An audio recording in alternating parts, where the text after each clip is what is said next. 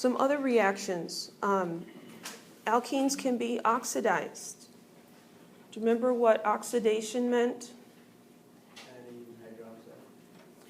Adding hydroxide, adding a carbon-hydrogen bond, meaning that you have more carbon, no, I said that completely wrong, carbon-oxygen, adding a carbon-oxygen bond. And so alkenes are more easily oxidized than alkanes. And those oxidizing agents usually attack the pi bond. So here we've got alkene, an alkene, and potassium permanganate is an oxidizing agent. And it will react with this alkene and add 2 OH groups to that double bond. So now we've got a carbon-oxygen bond here and another carbon-oxygen bond there. We have more carbon-oxygen bonds. The molecule has been oxidized. Because potassium permanganate has this really neat purple color, we can use this as a very simple test to see, is this liquid, does it contain alkenes or alkanes? If there are alkenes present, this reaction will occur, and the potassium permanganate will be converted into manganese dioxide, which is a dark black color, dark brown color. And so the color change tells us, oh, this substance contains alkenes. And it has to do with the oxidation of that double bond. So what would happen if we oxidized 2-hexene with potassium permanganate? Well, let's just go back and look at this really quickly. What was the pattern that happened here? Here's the double bond, the potassium permanganate, and there needs to be some water present. And what happens is we get a glycol.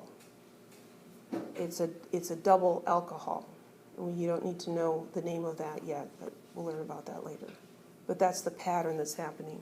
So here, they're asking you to reproduce that pattern on a different molecule. So 2-hexene,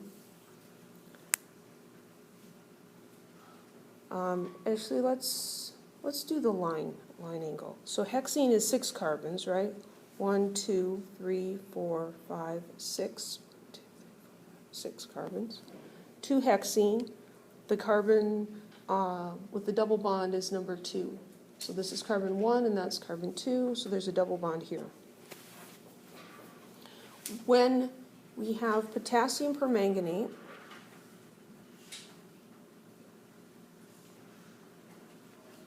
what's going to happen?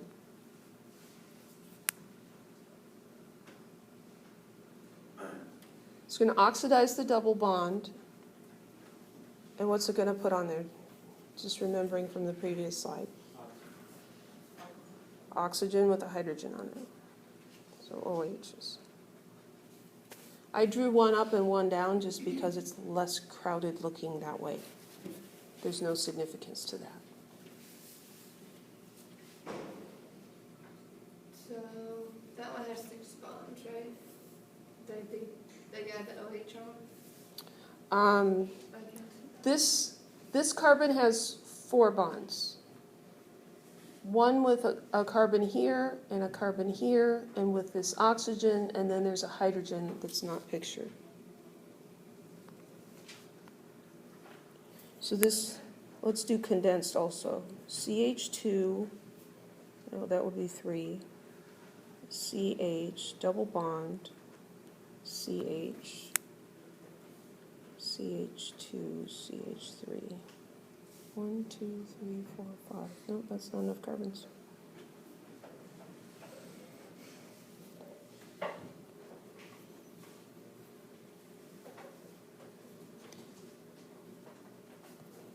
So permanganate oxidation on the double bond, each of these carbons gets an OH group, and the double bond goes away.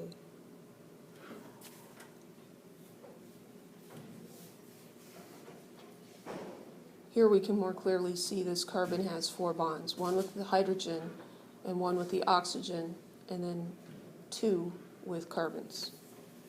Where did the potassium Yeah, where did potassium and the manganese end up? Well, this is one of those flaky organic chemistry equations that's not balanced and doesn't show all the particles.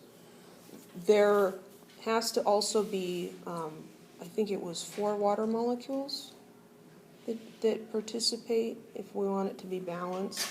And then we end up with manganese dioxide and KOH, thank you.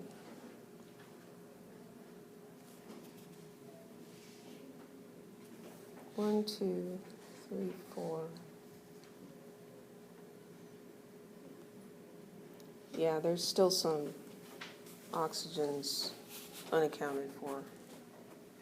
But I'm not going to worry about them unless you want me to worry about them. So you were very right. The potassium permanganate does not just disappear. Something happens to it. Does the pi bond tell you where the hydroxide ions are going to be placed? Yes. These OHs are going to go to the carbons of the double bond. The double bond goes away, and the OHs are added to those particular carbons. We're not going to go into the mechanism of this one. We're just going to tell you this is what happens. Any other questions?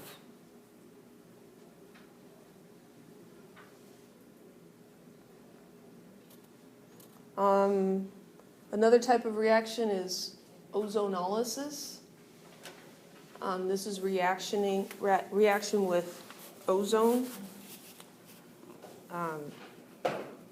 I'm not going to test you on this one either because we're just skimming through this so lightly. I just want to show you what's kind of cool about this is when we react an alkene with ozone is O3, we can use the products to tell us where the double bond was because it ends up breaking the double bond. And by looking at the fragments that are left, we can figure out where the double bond was. Just an example here, 1-butene, when that is ozonolyzed, I don't know how you would, when it's reacted with ozone, this double bond gets replaced with these aldehyde groups or ketone groups. Double bond. And so looking at the fragments, then we can tell where the double bond was. It's really cool, but it's not that important for this class. And we're going to skip that one. Alkenes can be oxidized to epoxides. An epoxide is one where the oxygen is bonded, the same oxygen is bonded to 2 different carbons. And of course we can get combustion. Combustion of alkenes, carbon dioxide and water, and then it's a matter of balancing the equation if that's what's required. So this combustion's important, the other two, not so much.